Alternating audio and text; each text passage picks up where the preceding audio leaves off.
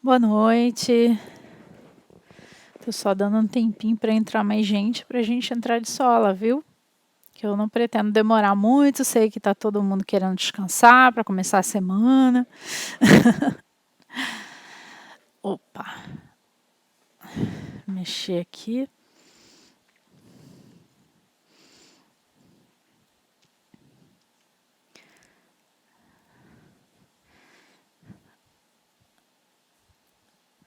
Tô olhando aqui o nome de vocês, vendo quem é que tá entrando. Felipe, Yuri, Adriele, Adriele, é isso, Adriele, Leca,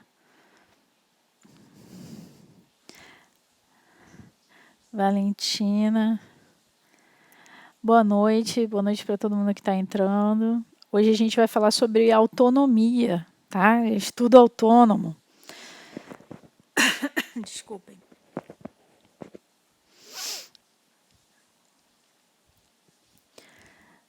Oi, FB Andrade.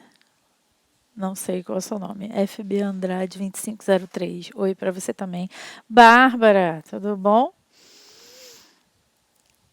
Heloísa.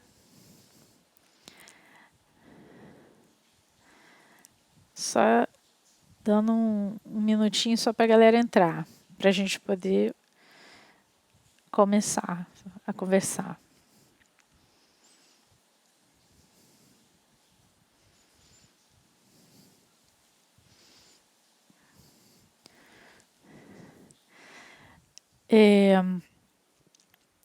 Eu achei esse tema interessante para a gente conversar, porque isso até virou meme, virou humor, virou conversa nas rodas, né?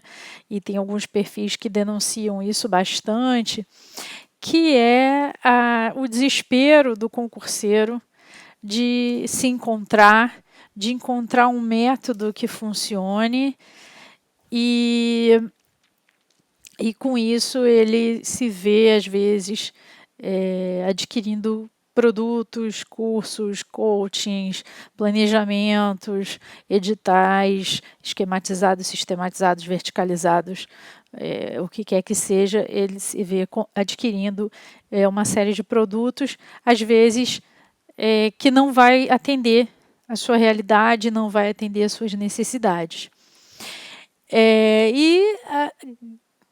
Na verdade, isso acontece porque nós temos uma falha na nossa educação de base, né? Quando eu digo nossa, do Brasil, que a gente não aprende a estudar. A gente passa pela escola e o professor dá a matéria, a gente copia a matéria, assiste a explicação do professor. Na maioria das vezes, só volta a estudar na véspera da prova e o professor fala assim, vai cair o capítulo, a unidade 1, capítulo 1 até a unidade 3, capítulo 2. E aí você estuda aquela matéria estanque, né? Você estuda aquilo ali estaticamente, como se aquilo ali não se relacionasse com outras matérias, com outras disciplinas, com outros fatos. E você acaba reproduzindo esse padrão quando chega na faculdade, quando chega numa pós, quando tem que estudar para um concurso. E a gente precisa quebrar um pouco esse ciclo, é difícil porque isso vem de berço, né? Da nossa escolaridade inteira a gente estuda assim, com algumas raras exceções de pessoas que estudavam ao longo do ano, a maioria das pessoas estuda mesmo de véspera. E com isso, o que acontece? Só exercitou a memória de curto prazo. Que você estuda na véspera, faz a prova e esquece tudo. Né? Não lembra? No dia seguinte, se te perguntarem, você não lembra mais nada. Você só estudou para fazer aquela prova. E, com isso, a grande maioria de nós não exercitou a memória de longo prazo, que é tão útil e tão importante no desempenho numa prova de concurso. Então, para a gente quebrar aí esse ciclo, a gente precisa de 3 posturas básicas, tá? De 3 pilares básicos do estudo autônomo, que é um empoderamento, e 2, comprometimento, e 3, monitoramento. Eu vou explicar o que eu quis dizer com isso. Primeiro de tudo, empoderamento é você ter o poder de tomar suas próprias decisões. E de onde vem isso? Informação, formação e autoconhecimento.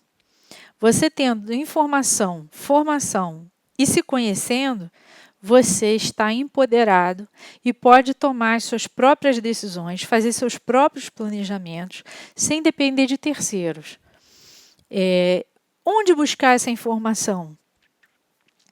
É importante que a gente tenha em mente que aí no mundo, que é a internet, o Instagram, é importante você verificar a credibilidade da fonte das informações. Quem é essa pessoa que está dando essas informações? Por que ela é apta a dar esse tipo de conselho, esse tipo de informação? E isso não se resume a em que o fulano passou. Não é só isso. Porque, às vezes, o fato do cara ter passado num concurso de alto nível não o credencia automaticamente a ser um bom professor, a ser um bom coach, a ser um bom mentor, a ser um bom consultor, ou o que quer que seja nesse mundo, porque, na verdade, essas palavras que não são sinônimas acabam se misturando, na cabeça do concurseiro. Então, quem é essa pessoa? Ela é apta a dar esse tipo de informação? Ela é apta a passar esse tipo de informação? Não é? Desconfie. Procure saber mais, investigue um pouquinho mais. Não tome como verdade tudo que você vê, nos perfis de Instagram. Segunda coisa, para você ver se aquela fonte é boa, que tipo de promessas ela faz? Promessas do tipo que te dizem que você vai passar mais rápido, que você vai passar com menos esforço. Desconfie, porque isso não pode ser garantido só com um método, só com um coaching, ou só com um curso. Isso são coisas que dependem de tantos fatores, que quando a promessa é muita, já diz a sabedoria popular, o santo desconfia. E adaptabilidade, aquelas informações, aquelas dicas, aquele método, aquela técnica, se adaptam ao seu estilo, se adaptam à sua forma de aprender, à sua forma de estudar. Eu vou dar um exemplo bem claro de uma moda que volta e meia aparece aí nos perfis de Instagram, que é o mapa mental. Todo mundo meio que se apaixonou em algum momento pela ideia de estudar por mapas mentais. Existem pessoas que fazem mapas mentais sensacionais, coloridos, bonitos visualmente, tá? Com muita informação, informação bem sintetizada. Beleza. Agora, será que eu aprendo por mapa mental? Porque o mapa mental ele atende algumas pessoas que têm um determinado tipo de inteligência e um determinado tipo de memória. Pessoas que não são tão verbais, que são mais imagísticas. Então, essas pessoas que são visuais, mas que são muito mais imagísticas, pictóricas do que verbais, por exemplo, aquela pessoa que vai ver um filme e ela lembra da cena ela lembra não só do diálogo, ou às vezes ela nem lembra tão bem do diálogo, mas ela lembra da luz, da iluminação, de como a luz entrava, da cor da roupa do personagem, etc, etc, etc. Esse tipo de pessoa vai se beneficiar do mapa mental. Mas aquela pessoa que é verbal, aquela pessoa que lembra o nome das pessoas e às vezes não lembra nem do rosto direito, aquela pessoa que lembra dos diálogos, memoriza os diálogos das suas séries favoritas, mas não presta atenção na iluminação nem na roupa que o personagem estava usando, essa pessoa é verbal, ela não vai se beneficiar tanto de um mapa mental quanto a outra. E aí ela vê aquela coisa linda, né? Estude por mapas mentais, é aquela coisa maravilhosa. Tem pessoas que fazem mapas muito bonitos, realmente. E aí você entra numa de, pô, isso aí é legal, vou comprar. E aí você compra um monte de mapas daquele e se frustra porque não, aquilo não é para você. Não no sentido de capacidade, mas no sentido de que não se adequa ao seu estilo de aprendizagem, ao seu estilo de memória. Então, é importante a gente ter isso em mente. A gente vai conhecer pelo Instagram, pelo YouTube, por perfis de professores, de cursos, de coaches, de consultores. Você vai conhecer muitas técnicas, você vai conhecer muitas dicas. Filtre se aquilo tem a ver com a sua realidade, com o que você sabe sobre você mesmo. Se não tiver, talvez não valha a pena você fazer um esforço para tentar se encaixar naquela caixinha, ok? Então, só recapitulando, o empoderamento, a gente falou, que vem através de informação, formação e autoconhecimento. Nós já falamos da informação. Vamos falar agora de formação. Quando a gente tem um hobby, né? Eu tenho uma amiga, se ela tomara que ela nunca assista essa live, senão ela vai me matar. Ela sabe tudo sobre orquídea. Ela é a maior expert em orquídea que eu conheço, tá? E ela teve canal já sobre isso, blog, tudo. Ela sabe tudo de orquídea. E, obviamente, na hora que ela se apaixonou pelas orquídeas e que ela decidiu que ela ia ter orquídeas em casa, ela começou a ler tudo sobre o assunto, ela começou a ler sobre orquídeas, sobre replantio, sobre poda, sobre que fertilizante usar, etc, etc. O concurseiro, ele às vezes ele não tem muita paciência de procurar entender como é que o cérebro aprende. Quando eu falo que a gente precisa também de formação, a gente precisa, não é que a gente precisa ser um expert em pedagogia ou em neurociência, nada disso. Mas existe muito material bom na internet sobre estilos de aprendizagem, sobre como funciona a memória, como funciona o cérebro. Existem alguns dados que depois que você entende como o cérebro funciona, você começa a perceber que por que certas coisas dão errado e por que certas coisas dão certo. E aí você pode usar essas informações de maneira mais estratégica.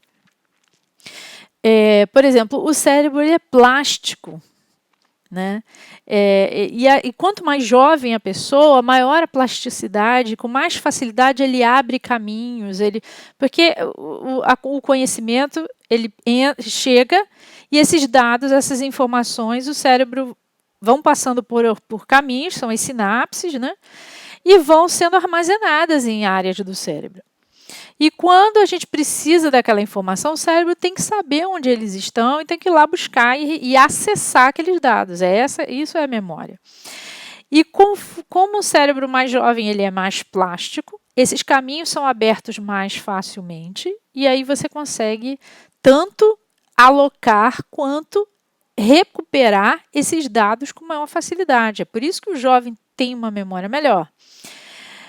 Agora, quando você não tem mais, como é o meu caso, o benefício de ter um cérebro de 20 anos de idade, super plástico, você tem que compensar isso de outras formas. E aí você tem que você tem que meio que malhar o cérebro, né? Você tem que fazer ele estar em constante desafio, para que ele mantenha a sua plasticidade, para que ele não vá endurecendo, sabe? Para que ele não vá perdendo essa capacidade de alocar e recuperar informações com relativa facilidade. E é importante a gente entender essas dinâmicas do cérebro, porque se você entende qual é o seu estilo de aprendizagem, e aí tem vários estilos, várias inteligências, existe a pessoa que é verbal, a pessoa que é visual verbal, a pessoa que é visual imagística, e tela azul no computador, que beleza. A pessoa que é auditiva, que tem memória auditiva. A pessoa que é sinestésica, a pessoa que aprende fazendo mais do que observando. E aí você tem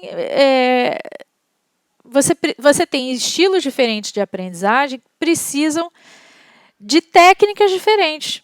Não adianta, o grifo não vai funcionar para todo mundo igual, né?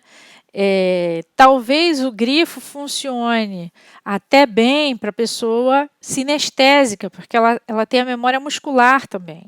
Mas talvez não funcione tão bem para uma pessoa auditiva. Aí, de repente, se ela pensar numa técnica de associar uma leitura de ler em áudio junto com olhar a ler e ir grifando e ouvindo ao mesmo tempo, talvez ela consiga potencializar essa retenção de conteúdo, ou seja, você se conhecer junto com você entender como o cérebro funciona e utilizar esse conhecimento a seu favor. Essa questão da memória, da curva do esquecimento. Então é importante a gente procurar obras ou textos na internet que falem sobre isso. Há pouco tempo, eu acho que ainda está no ar, talvez vocês ainda consigam pegar. O curso ênfase deu um curso gratuito, e 0800 até injeção na testa, não é isso? Um curso gratuito de técnicas de aprendizagem e autoconhecimento. Aquele curso está muito bom e eu realmente recomendo que quem puder, faça. Informação, formação, autoconhecimento. Como eu era estudando na escola? Mas no meu caso, por exemplo, eu tenho 44 anos, eu passei 40 anos estudando de um jeito. Não vai ser de ontem para hoje que o meu cérebro vai aprender de outra forma, vai se comportar de outra forma. Existe um ditado que eu até brinquei outro dia com uma consulente sobre isso. Eu falei, gente, o ditado é horrível, mas ele é real. E diz que você não ensina truque novo para cachorro velho, não é isso? e na verdade, até ensina sim. Você até consegue mudar a forma de você estudar, mas isso vai te exigir um dispêndio de energia muito superior. E para quê? Se você pode... Você vai ter que despender uma energia muito grande, primeiro para você se adaptar e aprender a aprender de outra forma, para depois você aprender o conteúdo que você precisa aprender. Então, isso é o tipo de coisa que você só faz se você realmente precisa, né? Então, assim, eu sempre estudei fazendo resumo. Aí, sei lá, eu tô com um problema de artrose na mão, minha mão não mexe mais, eu não consigo escrever direito, eu tenho um problema real que me impede de escrever. Então, eu vou ter que me virar de outra forma, eu vou ter que descobrir uma outra forma de estudar. Mas se eu não tenho um problema que impeça eu voltar para minhas origens e fazer aquilo que funciona para mim, então vamos embora, vamos fazer aquilo que funciona para a gente, né? O que acontece com muita gente é que tem muita gente que passou a escola toda só estudando ali na véspera de qualquer jeito e nunca criou o seu próprio método de estudo, né? Então, essas são as pessoas que eu até tenho como público-alvo na minha consultoria, porque são essas pessoas que precisam de um help, de um start, né? Mas as pessoas que já tinham o seu próprio método de estudo que aquele método sempre deu certo, para que mudar? Né? Para que você vai se apaixonar pelo método novo do coach novo do pedaço? Né? E você precisa também se conhecer em algumas peculiaridades. Por exemplo, tem pessoas que o fato de ter prazos e metas bem definidos previamente, para aquela pessoa é um conforto. Saber que já está tudo definido, o que ela tem que fazer, ela só tem que sentar e fazer aquilo que está no planejamento. Para ela é maravilhoso. Para outras pessoas, o fato de ter uma meta já pré-estabelecida é uma camisa de força, ela se sente engessada, ela se sente presa, ela se sente sufocada, ela fica ansiosa. E se eu não conseguir cumprir essas metas? Então, para essa pessoa, então assim, eu sei que é super clichê, mas é um clichê super real. As pessoas são diferentes, cada um no seu quadrado. Então, tem a galera que precisa de metas, precisa precisa que o planejamento até seja bem detalhado. Eu vou ler da página tal a página tal. Tem pessoas que, se isso tiver escrito que ela tem que ler da página 20 à página 40 e ela chega na 30, ela vê que ela não vai chegar na 40, ela já surta, ela já se frustra, já aquilo já passa a ser um problema. Então, não se force, não se violente com técnicas que não tem nada a ver com você. Procure aquilo que tem a ver com você. E outra coisa, não deprecie suas conquistas. Isso é muito comum, principalmente nas mulheres com quem eu tenho entrevista. Elas, eu passei, mas é porque, né, foi sorte, porque eu não sabia muito, eu chutei. Pô, tu passou, isso que interessa. Se você chutou bem, é porque sua intuição estava boa, estava afinada, e seu cérebro meio que reconheceu a alternativa certa de alguma forma. Então é válido, você passou. Então não deprecie suas conquistas também. Mas isso era só um parênteses. Voltando aqui para o autoconhecimento. É importante que a gente detecte como a gente funciona, o que funciona melhor para a gente, até para a gente, na hora de fazer uma troca, poder fazer trocas inteligentes. Por exemplo, eu sou uma pessoa que sempre fiz resumo a minha vida inteira. Eu sempre estudei por resumo. Só que agora eu não tenho mais esse tempo de fazer resumo. Então, eu preciso ter algo que tenha semelhança. Qual era o gatilho do resumo que me fazia aprender? Eu preciso achar outra técnica que tenha esse mesmo gatilho, essa mesma forma de funcionar. Então, no meu caso, qual é o gatilho? O que me ajuda no resumo? É o fato de eu dialogar com o livro, com o texto, com a aula, o que seja. Os meus resumos nunca foram cópias. Os meus resumos nunca foram com as palavras do livro. Eu sempre dialoguei com o livro ou dialoguei com a aula do professor. Então, se o professor falava a tutela provisória tem as seguintes características, blá, blá, blá, blá. Eu não escrevi exatamente aquilo, a tutela provisória tem as seguintes características, blá, blá, blá, blá. Não. Eu fazia uma mudança, ou botava assim, tutela provisória, setinha, primeira característica, setinha, segunda característica. Então, o fato de eu ter que processar aquela informação para devolver na forma de resumo é que me ajuda a aprender. Então, eu preciso ter outra técnica em que eu processe a informação e devolva a informação.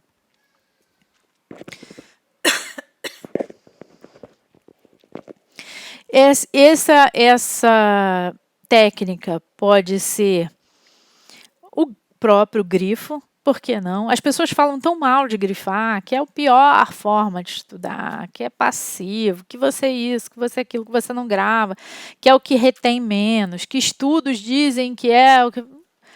Gente, eu conheço muita gente que passou grifando, tá? E conheço muita gente que passou fazendo resumo, conheço muita gente que passou grifando, isso aí não tem nada a ver.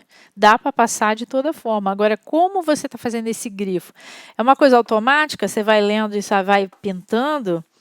Ou você está dialogando com o livro para ver o que grifar? E esses grifos têm coerência, têm uma certa... Os grifos, na verdade, vão compor o teu resumo. É o teu resumo, só que em forma de grifos. Porque na hora que você vai revisar, você vai ler o quê? Os grifos. Você não vai ler tudo de novo, senão não é revisar, é reestudar. Então, se você consegue esse diálogo com o livro ou com a aula, se for um PDF de aula, através do grifo, substitui o resumo numa boa, né? Então, só recapitulando. Primeira coisa para a gente ter autonomia, empoderamento. Como é que a gente se empodera? Buscando informação confiável, informação plausível, não promessas loucas, promessas que não podem ser cumpridas, e informações que se adequem à nossa realidade e ao nosso estilo. 2, formação. A gente tem que saber, tem que procurar aprender a aprender. Então, buscar entender como funciona o cérebro, como funciona a memória e como ativar esses processos cognitivos. E terceiro, se conhecendo. Faz uma viagem no passado, pensa como você era como estudante e vê o que realmente funciona para você. Segundo ponto da autonomia. Então, o primeiro foi empoderamento, o segundo ponto, comprometimento. Se comprometer com o teu sonho, né? Com o teu objetivo.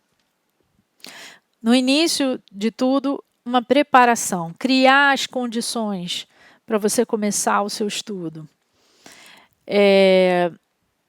Quando você vai iniciar a estudar, é importante que você veja as condições que você tem. Quantas horas efetivamente você vai ter? Você vai precisar mudar alguma coisa na sua rotina? Você vai precisar fazer alguma adaptação na sua rotina? Você vai precisar de apoio ou de alguma coisa, de algum favor das pessoas que estão ao seu redor? Converse com as pessoas que estão ao seu redor. Mas lembre-se, o projeto é seu. Nem sempre você vai ter toda a compreensão que você precisa. E se você não tiver, você vai ter que se virar sem. Então, antes você começa a pensar nos piores cenários possíveis e como você vai resolvê-los. Grana para curso, grana para livro. Façam a conta de quanto você vai precisar. Principalmente, não saia comprando todos os livros e todos os cursos do mercado. Você compra 10 livros, um de civil, um de penal, um de não sei o que lá. Você começa a ler o de civil, você demora às vezes 2 meses, 3 para terminar aquele livro de civil. Quando você for começar o de penal, ele está desatualizado, já saiu uma atualização legislativa e aquele livro já não seria o ideal. Teria sido melhor você ter esperado para comprar a edição mais nova. Então, é uma boa ideia também você ir comprando os livros aos poucos, enquanto você está estudando. Mas voltando aqui, crie as condições. Crie as condições, porque o que acontece muito é que a pessoa decide estudar, comunica a família toda e tal, aí depois começa a reclamação. Poxa, mas o meu marido não fica com a criança para eu estudar. Poxa, mas a minha sogra não fica com meu filho para eu estudar. Cara, mas isso tem que ser visto antes. Antes de você fazer esse investimento, você tem que pensar qual é o teu plano B. E se não tiver ninguém para ficar com a criança, qual é o seu plano B? Né? Então, você vai esperar a criança crescer mais um pouco? É válido. Se for uma escolha pensada, é válido. Não, eu quero começar desde já. Então, vou estudar quando ele estiver dormindo, vou acordar às 4 da manhã. Você vai ter que ter um plano B, porque, na verdade, você não pode contar. O apoio é excelente quando você tem, mas o projeto é só seu. Se você não tem, você tem que realizar seu projeto de outra forma. Fazer o quê? Então, comprometimento e preparação é um planejamento realista. Quantas horas você tem disponível, quantas disciplinas você vai estudar por vez.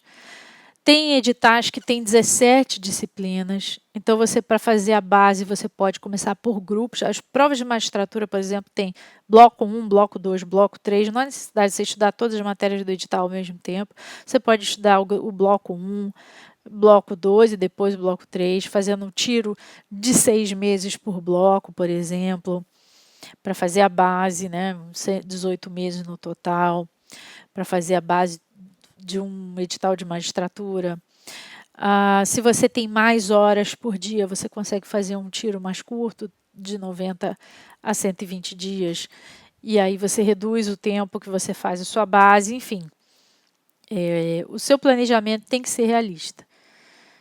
Não adianta você dizer que vai fazer 4 horas por dia, se você mora 2 horas de trabalho, vai chegar em casa exausto e super tarde, vai jantar, vai ter que dar atenção para os filhos, e com a hora que você for sentar para estudar, você está completamente morto e não vai fazer as 4 horas.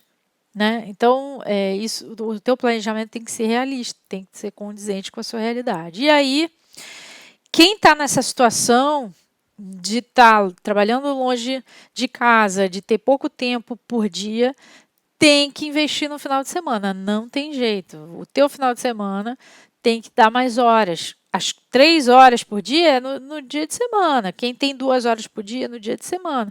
Mas no final de semana você tem que dar um jeito de ter mais horas por dia para compensar isso aí. Eu, quando passei no meu primeiro concurso, foi no Banco do Brasil, eu não tinha como estudar no meio da semana. Eu estudei no final de semana. Técnico judiciário também eu não tinha como estudar no meio da semana, porque eu trabalhava no centro da cidade, morava em Padre Miguel. Quem é do Rio vai ter noção da distância, que é isso. E eu chegava em casa, ainda tinha meu filho pequeno, então era final de semana. No final de semana eu acordava, sentava e o céu era o limite. Porque não tem como a gente abrir mão do final de semana quando a gente tem pouquíssimas horas na semana. E esse planejamento, ele não precisa colocar todas as matérias, ele pode agrupar matérias, pode agrupar por afinidade, pode agrupar por bloco do edital. E você mesmo tem total condição de fazer um cronograma, de dispor essas disciplinas dentro daquelas horas, de acordo com o seu perfil. Tem pessoas que são ansiosas, elas entram, se elas começarem administrativo, elas precisam ir até o final de administrativo. Então, assim, se você é desses, então faça isso, mas os coaches dizem que não é para fazer uma matéria de cada vez. Ele é coach, ele é expert em 1000 coisas, mas o expert em você é você. E se você vai ficar mais calmo e mais tranquilo, menos ansioso e menos frustrado se você for do início ao fim de cada disciplina, então faça isso. Agora, coloque uma meta, não deixe totalmente solto. Eu vou terminar o edital de administrativo, mas eu vou fazer isso em 90 dias. Aí eu vou estudar só administrativo, mas 90 dias, ou 60 dias. E aí você vai só trabalhando naquela matéria, isso para base, tá, gente? Porque quando você está na segunda fase de estudo, você tem o estudo de base, para formar a base, você tem o esquenta, né, que o pessoal chama, que é tipo você já cobriu o edital todo, e aí você vai começar a revisar e manter enquanto o seu edital não abre. E depois tem o reta final, que é quando o edital abriu. que aí é outro tipo de estudo completamente diferente. Então, para esse estudo inicial de base, dá perfeitamente para você fazer início e fim de matéria. Pega uma matéria, vai até o fim, pega outra, vai até o fim, pega outra, vai até o fim. E fazendo a base assim. Quantas horas de estudo? Quantas você tiver, né? Você pode fazer 120 dias, você pode fazer 120 dias para pegar a base no grupo 1, não o edital inteiro. Por exemplo, grupo 1, são 4 matérias, 120 dias. Você, numa base de 4 horas por dia, você faz. Mas aí você não vai estar escrevendo, fazendo resumo, não. Você vai estar grifando, fazendo quadros sinóticos, coisas mais aceleradas. Se você for escrever, ainda mais assistir videoaula, pausar para anotar, você não faz em 120 dias, não. Acho que você leva bem mais. Vamos lá. Voltando aqui. Planejamento realista e motivação intrínseca. Enquanto a sua motivação estiver fora de você, eu quero estudar porque eu quero passar, quero viajar para Disney, quero comprar roupa de marca, quero comprar uma casa melhor, quero viajar, se a tua motivação está fora, você vai aos trancos e barrancos. É muito difícil manter a disciplina quando a tua motivação está externa ao que você está fazendo. Existem 2 tipos de motivação, a extrínseca, que é essa externa, e a intrínseca, aquela que advém do próprio processo de aprendizagem. E quando você ativa gatilhos de motivação intrínseca, você começa a se autoalimentar de motivação. O que você faz retroalimenta a sua motivação. E aí você consegue manter a constância, manter a disciplina. Esses gatilhos de motivação intrínseca podem ser de várias formas. Quando você tem uma videoaula com um professor que você gosta muito, aquilo é uma fonte de motivação intrínseca, você tem prazer naquela aula. Quando você é uma pessoa que você tem o seu planejamento, tá lá, os quadradinhos, e você vai terminando de ler, você vai marcando os quadradinhos e ver aqueles quadradinhos sendo marcados, ou ver aquele foguetinho ser pintado. Tinha uns foguetinhos da Lei Seca, não sei se vocês lembram desse site, chamava Up, não sei se ainda existe, davam uns controles de leitura da Lei Seca, que eram uns foguetinhos, aí você lê do artigo 1 ao artigo 5, aí você pintava. Do artigo 5 ao artigo 40, aí você pintava. E aí o foguetinho ia ficando todo colorido. Então, assim, tem pessoas que essa sensação de missão cumprida, de ver a coisa sendo preenchida, seja um foguetinho, seja o seu quadro de planejamento, o seu planner, o seu quadro de metas, aquela coisa de ver essa coisa de estou progredindo, estou cumprindo minhas metas, estou andando, estou no caminho, isso tem, para algumas pessoas, tem esse efeito de motivação intrínseca, de criar motivação intrínseca, né? E é muito bom, se você é dessas pessoas, aproveite. Existem pessoas que precisam de recompensas, né? Se eu cumprir minhas metas direitinho essa semana, no sábado eu vou poder assistir o meu episódio de Grey's Anatomy. E aquilo funciona para a pessoa, né? Ela faz super bem, fica lá super fiel às metas durante a semana para poder ter a sua recompensa ali no sábado. Enfim, você precisa trazer a sua motivação para o estudo para dentro do processo de aprendizagem. Ele não pode estar fora do processo de aprendizagem, porque se a tua motivação está só no prêmio, Está só na aprovação, está só no salário que você vai ganhar depois da aprovação, do tanto de coisa que você vai fazer depois da aprovação, na hora que você tem um momento de entre-safra de editais, que o governo fecha as portas dos concursos e a coisa parece não andar, você vai perder a motivação junto. Porque você vai ver a tua motivação, a tua recompensa fugindo de você, indo para cada vez mais longe. E quando você traz a tua recompensa para dentro do processo cognitivo, e seja ela você cumprir metas, você vê que você está progredindo, seja você ver o seu score de questões. Ontem eu fiz 20 questões, acertei 10. Hoje eu fiz 20, acertei 13. Hoje eu fiz 20, acertei 15. E você se sentir progredindo te autoalimenta de motivação intrínseca.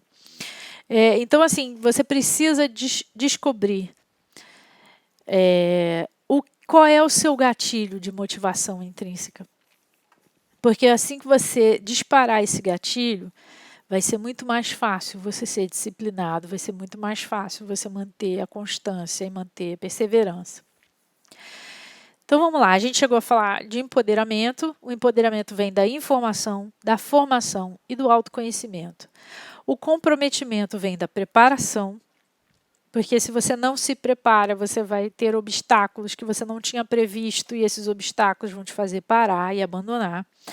Vem de um planejamento realista, para não causar frustrações desnecessárias. E a motivação intrínseca, né? A motivação tem que estar dentro do processo de aprendizagem e não fora. E vamos para o último item, que é o monitoramento. Tá? A autonomia, o aluno autônomo, ele também se monitora. Esse monitoramento você tem 3 fases.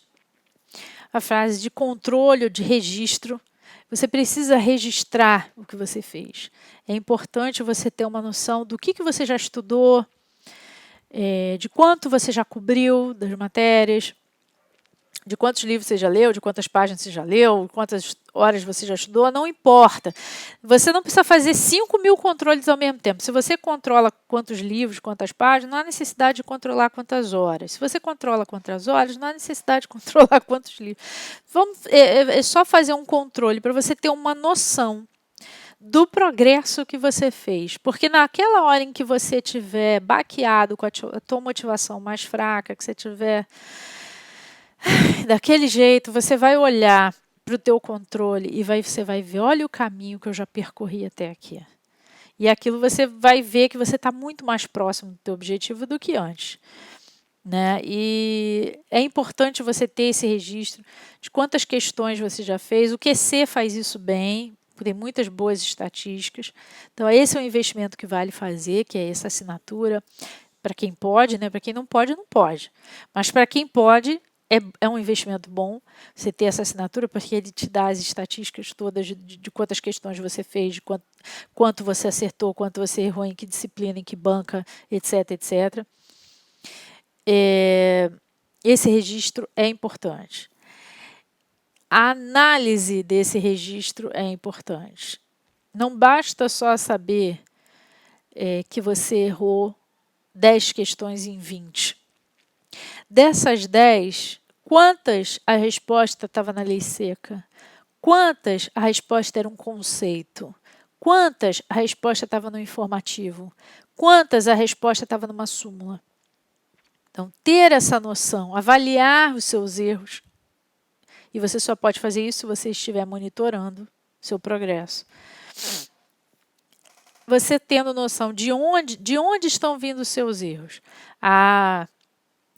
Essas 10 que eu erraram, 8 era lei seca. Pronto, você já sabe qual é a deficiência do seu estudo. Você não precisa de um coach para te dizer isso. Você precisa ler mais lei seca.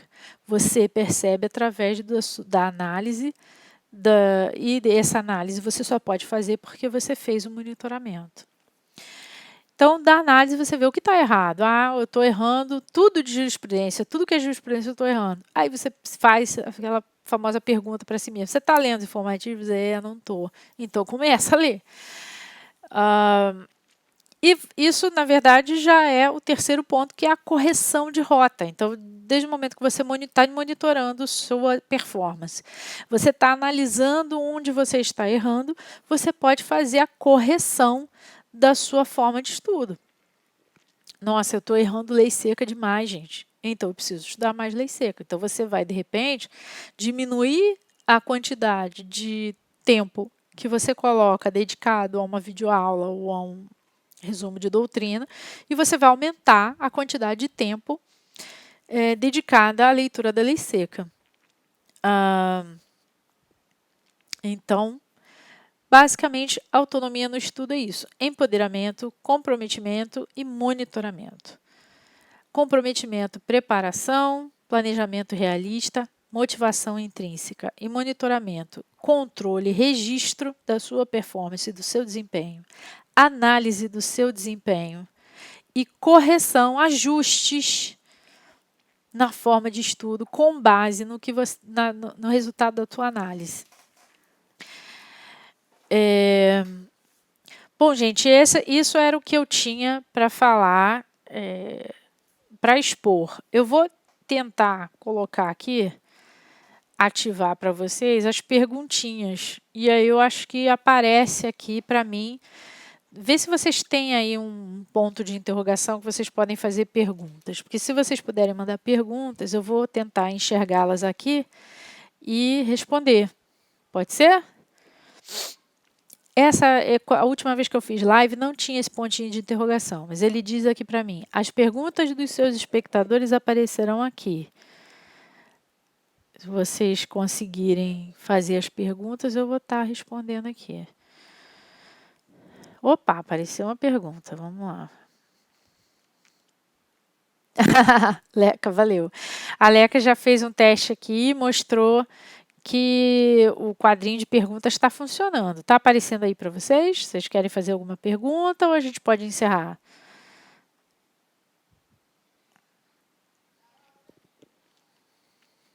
Oi, Cássia, minha sorteada. Dia 3, amanhã começa o curso, né, dona Cássia? Vamos? Opa, mais uma pergunta aqui. Formar a base primeiro e depois começar a revisar é válido? Super válido. Super válido.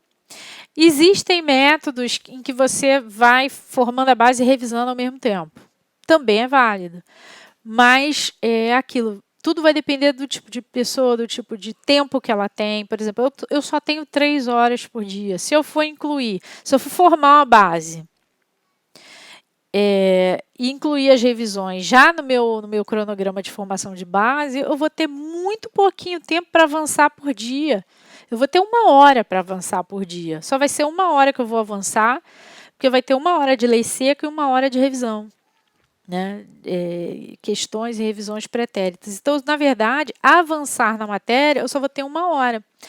Então, para quem tem pouco tempo, vale a pena você fazer toda a base primeiro e depois voltar revisando. Aí, quando você voltar revisando, que você já tem a base feita, aí você vai fazer aquele cronograma bonito, né? Aquele cronograma que você vai lê o seu resumo, faz questão, lê lei seca, lê tudo junto ao mesmo tempo agora. Mas, para começar, vale super a pena para quem tem pouco tempo formar toda a base primeiro e depois começar a revisar. Ou para quem é ansioso. Eu tenho o dia inteiro para estudar, mas se eu fico fazendo tudo ao mesmo tempo, aquilo me enrola, eu fico nervoso, eu não consigo dar conta, as coisas vão acumulando e aí eu fico nervoso, eu fico ansioso e eu acabo desistindo. Ok, então faz a sua base primeiro, pega uma matéria, ou pega um grupo de matérias, faz a tua base primeiro. Aí depois, quando você for para o segundo grupo, você pode até enxertar uns blocos de revisão do primeiro grupo para você não esquecer totalmente. Mas você não precisa botar todo dia uma revisão. Você pode botar 1 ou 2 vezes por semana uma revisão do bloco anterior, para você não perder o contato, através de questões mesmo, só para você não perder o contato com as matérias do primeiro bloco.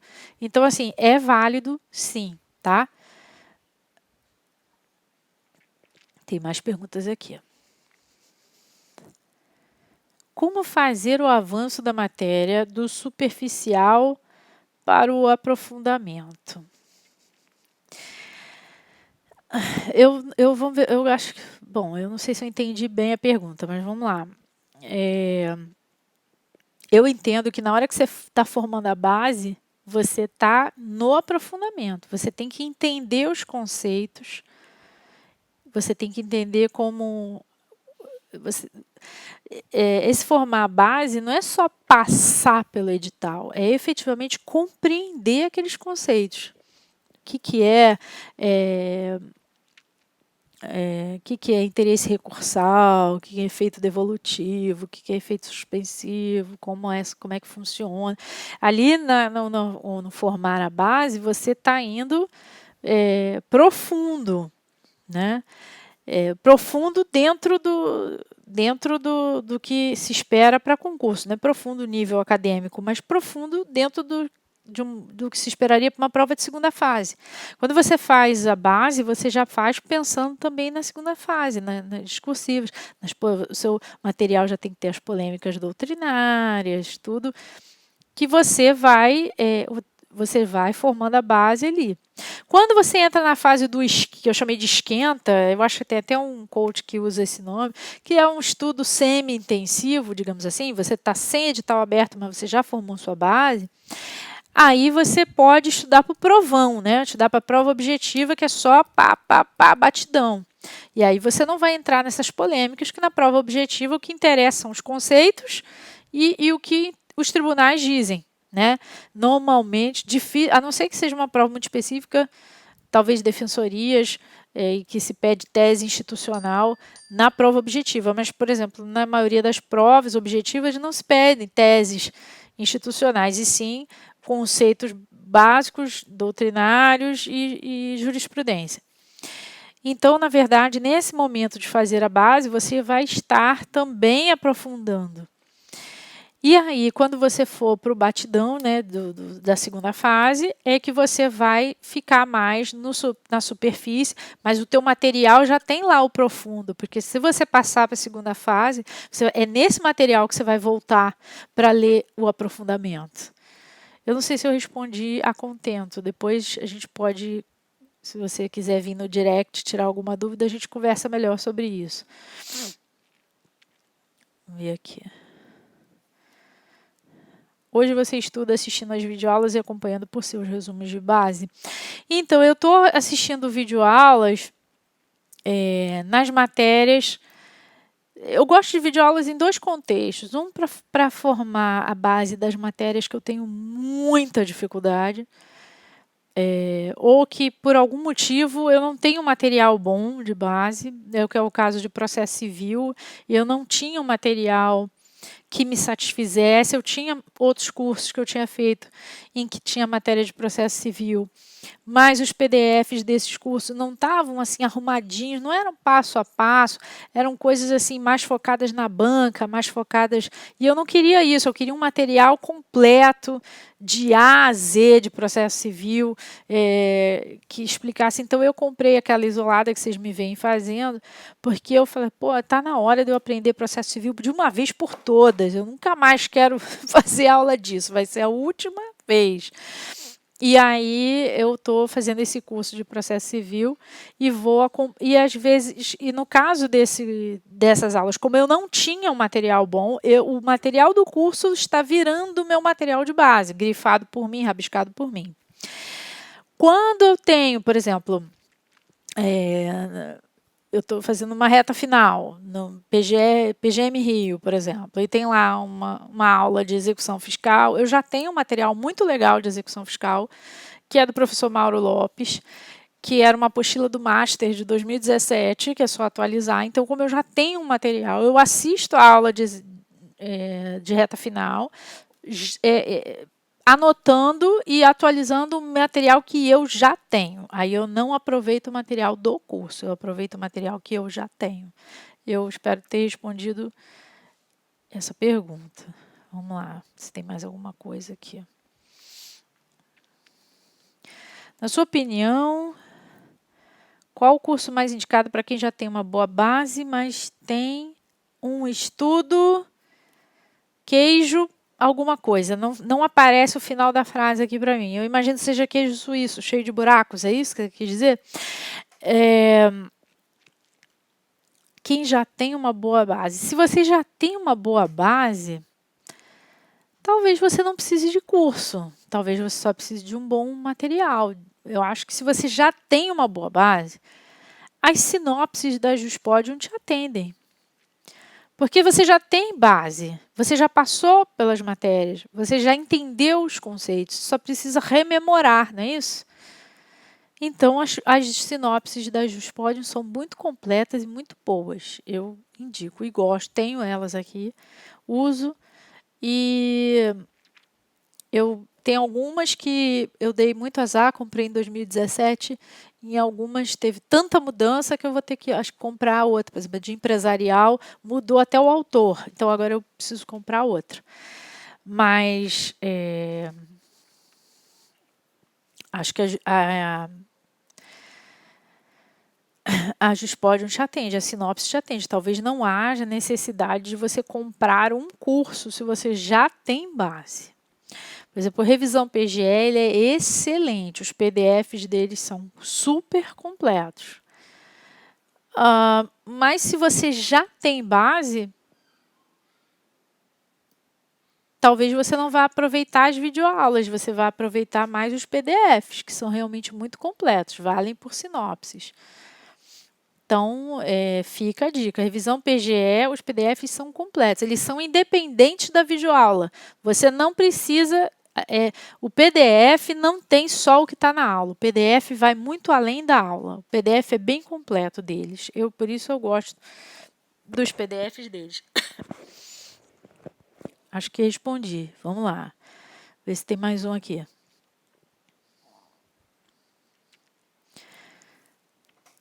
O que você acha dos resumos vendidos por alguns cursos como o do Ciclos? Olha, os resumos dos ciclos, que eles chamam de FUCs, são polêmicos, né? Tem gente que ama, tem gente que odeia. Uma coisa que eu acho ótimo é o fato deles virem no Word, e aí você pode acrescentar o que você quiser, você pode alterar o que você quiser, você pode mexer neles, grifar à vontade, deixar ele com a sua cara. Eu acho isso muito bom. Para quem se adapta a estudar na tela, é excelente material. Já está bem melhor. Quando eu adquiri em 2016, o material tinha muito espaço para melhorar e vem melhorando. Eu sou uma pessoa muito analítica. Eu não sei se vocês vão lembrar de um personagem que tinha na Praça é Nossa, acho que era uma velhinha que precisava... Não, acho que era um senhor que precisava de tudo explicado nos mínimos detalhes. Essa pessoa sou eu. Então, assim, eu preciso que o material seja passo a passo. Conceito, pá. Classificação, pá. Características, pá. Princípios, pá. Sabe? Bem...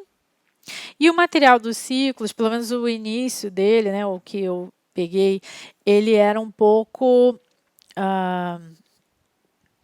assim, misturado, tudo junto e misturado. Ele falava uma coisa, aí tinha um hashtag se liga, aí jogava uma jurisprudência no meio, aí jogava não sei o que no meio, aprofundava, botava uma curiosidade, e não sei, e aí aquilo, para mim, pessoa, assim, indivíduo, era angustiante. O fato dele não ser linearzinho como é o meu pensamento. Mas, se eu tivesse tempo, eu deixava ele do meu jeito, mas eu não tenho esse tempo. Então, eu acabei abandonando esses materiais só pelo fato de o meu estilo não fechar com a organização do material, ok? Então, é basicamente isso, mas é um material, assim, se a gente for olhar com lupa, qualquer material vai ter uns furos aqui, outros ali, né? Mas no geral, assim, no cômputo geral, ele é um material bom, material ok. Gente, o Instagram tá me avisando que eu tenho 45 segundos, 42, 41, 40 para terminar essa live. Então eu não vou poder responder mais perguntas. Eu acho que essa também era a última. Muito obrigada por vocês estarem aqui comigo até essa hora. São 10 horas da noite, no domingo. Então eu super valorizo aí a presença de vocês. Muito obrigada mesmo. E depois me dá um alô lá nos comentários, no direct, se vocês gostaram, se curtiram, se o que eu falei fez sentido para vocês, se foi útil, tá bom? E 12 segundos, gente. Obrigadão. Boa semana, tá? Tchau.